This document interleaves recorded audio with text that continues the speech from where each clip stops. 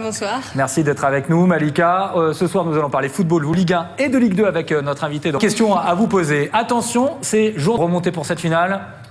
Prêt pour cette finale. Prêt pour cette finale. Et puis, nous, Samir, vous avez plein de choses à nous dire. Je sais que vous avez beaucoup travaillé, notamment sur les Stéphanois.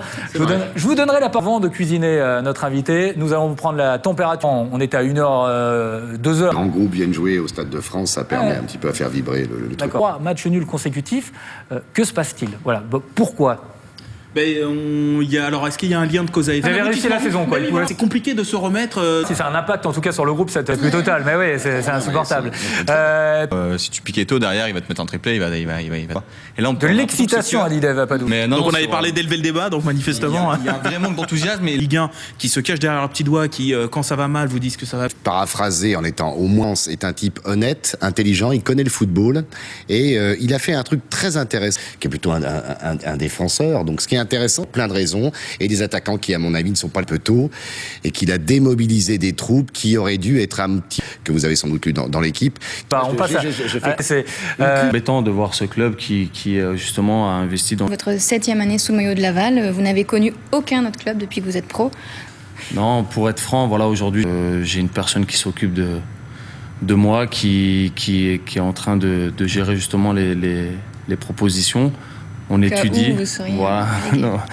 On étudie. Voilà, je suis en fin de contrat cohérent, donc voilà. Et je lui ai demandé de gérer ça de son côté, puis de voir ça à la fin. On appellera donc cette personne. Pourtant, l'histoire d'amour aurait pu s'arrêter très tôt. De formation. Ado, on vous a dit que vous alliez partir, puis en fait, on vous a dit de revenir 2 semaines après. Comment est-ce qu'on vit ça à cette époque-là? Très bien renseigné.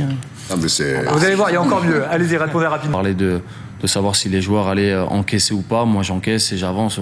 C'est peut-être une force aussi. Voilà, j'ai ce caractère qui fait que j'avance. Et... Votre grand-père, quand vous avez signé votre premier contrat pro, qu'est-ce que ça représentait pour lui, ce contrat? Une personne qui vient d'un milieu modeste, comme l'ensemble de ma famille.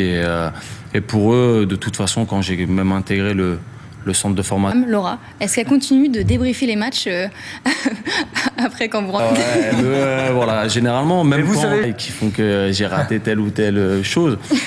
Et après une émission de télé, par exemple.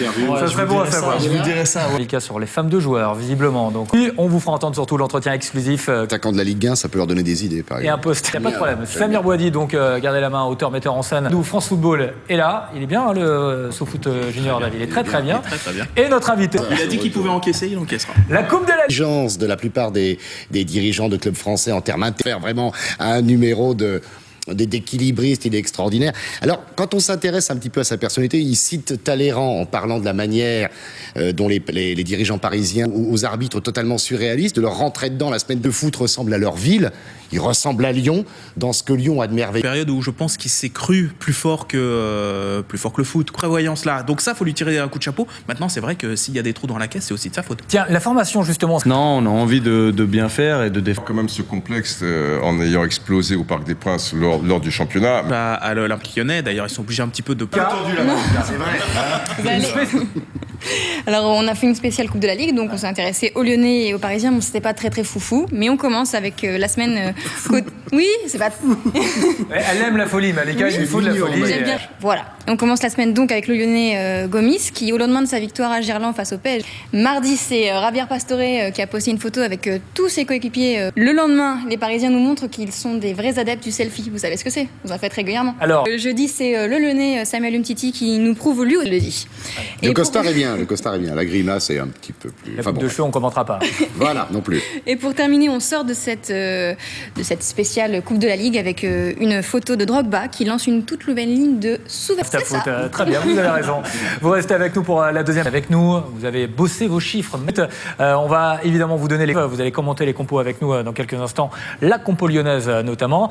Elle a préparé des chiffres, elle va nous les délivrer tout à l'heure. Attention, vous saurez tout sur la Coupe de la Ligue. Et puis Samir nous a préparé encore quelques petites choses. Mais enfin, on n'en dit pas plus, Samir. On observe un petit peu l'animation qui a fait la force finalement de l'OL depuis maintenant plusieurs mois. Lucas, Didier, je voulais votre avis. Je répète qu'il y a des gars qui ont une très grande... C'est vraiment des rapports juste professionnels. De jouer en pointe, de jouer dans l'axe, de jouer tout court. Enfin, on verra bien. Être traduit de manière poétique par Paris vaut bien une messe en période de Pâques, surtout si Cavani joue au vitesse poète. Lyon, Lugdunum, capitale des Gaules, avant Parisis, la ville lumière. cette distance qui n'appartienne qu'à lui. Éventuellement croire que la chose est faite, puisque Quand même sur cette pression sur le Paris Saint-Germain ce soir. Des Qatariens, la capacité de Blanc à remobiliser. Alors peu importe le résultat de ce soir, cette rencontre va entrer dans l'histoire de la Coupe de la Ligue. PSG-Lyon va devenir le match le plus disputé de cette compétition. On a joué davantage avec 6. Et si on s'intéresse au palmarès, le petit avantage va au PSG, qui est l'équipe qui a remporté le plus de Coupes de la Ligue, 3 fois. Aucune équipe... Alors, pardon, je croyais que c'était la dernière, moi. il n'est pas gentille, Malika. Le travail, Malika. Malika, s'il vous plaît, la suite. Je pense au petit tableau qu'on a préparé derrière. Il faut qu'il Non, s'affiche, allez-y. c'est important.